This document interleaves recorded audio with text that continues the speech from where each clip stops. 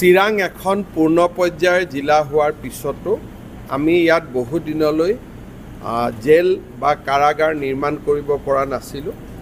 ৰাজ্য চৰকাৰে ৭২.৮০ কোটি টকা খৰচ কৰি আজি এখন সুন্দৰ জেল নিৰ্মাণ কৰি উলিয়াইছে। ইয়াত ৫০০তকৈও অধিক কাৰাবন্দী থাকিব পাৰিব।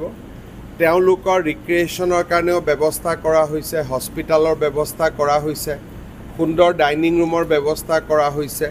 মানৱ অধিকাৰ আয়োগে যি ধৰণে আদৰ্শ জেল হোৱাটো বিচাৰে সেই ধৰণেই চিৰাং জেল নিৰ্মাণ কৰা হৈছে।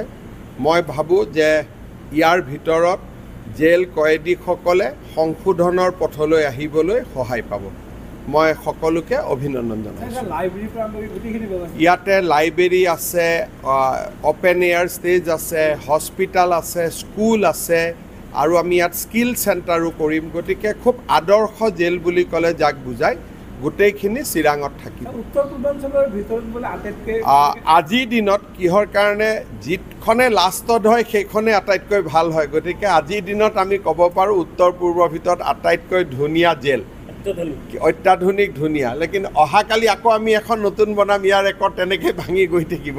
কিন্তু আজিৰ দিনত এইখনে আটাইতকৈ ভাল আৰু ইয়াত যিমান পাৰে কয়েদী কম থাকক সেইটোৱে মোৰ আশা, যাতে বেছি থাকিব নালাগে।